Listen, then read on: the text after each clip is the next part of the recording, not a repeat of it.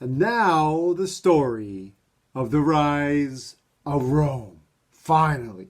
It seems like we've been talking about it for days. So Rome starts with this tiny little village and ultimately becomes sort of the most significant empire in the history of the world. Well, I mean, you might get some argument about that statement, but it would be tough to prove otherwise. Rome as the empire and as a republic impacts us today. Like the way our society is organized and the way that our roads are organized and the way that everything pretty much actually comes almost directly from Rome. So that'd be a tough argument. If you've been staying caught up on your work, which, I hope that you have, but I have no illusions either. You might remember that Greece has a huge influence on this thing, on Rome. But it's not just Greece. We talked a lot about that earlier, but there are other groups of people that influenced the rise of Rome. And the story really, in a lot of ways, is way cooler. So I want to talk a little bit about that.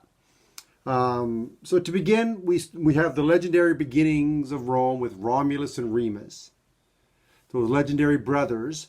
Ultimately, if you read the website, you know that Romulus kills his brother Remus, and ultimately, takes over and becomes the first king of this little village. That comes from his name, Romulus, Rome, right? This is occurring around the same time as in ancient Greece is going on. Like, remember Homer and the Iliad and the Odyssey stuff? Well, the Romulus and Remus stuff over in Italy is occurring around the same time, around 800 BCE, the end of the Greek Dark Ages, right? So Rome is just this little teeny village. It's on the top of a hill. That hill is still there. Like, that hill's right in the middle of Rome, and if you get a chance to with me or some other time, you'll see it, right? It's right beside the Roman Forum, right? It's right beside the Colosseum. It's all right there. So we start off with this little village, and then we see this expansion of this village into a civilized place. As we as Rome sort of settles down and gets sets of rules. I mean, ultimately it becomes sort of civilized. But as Rome becomes civilized, it attracts the attention of a neighboring group from the north that we don't really hear too much about, and we actually don't know too much about.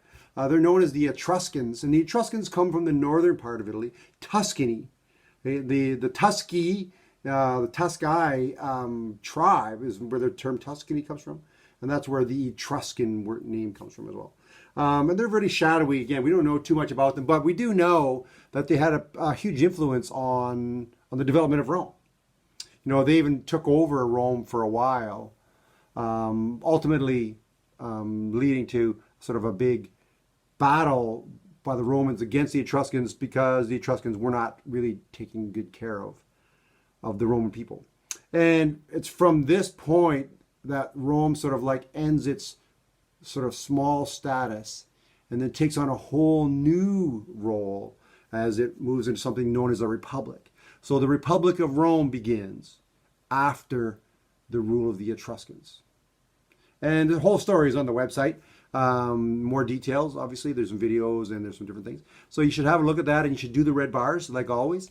And yeah, so that's where we are right now. The Roman Republic. Because from the Republic, it's, we move into the Roman Empire. So that's the thing we need to talk about next.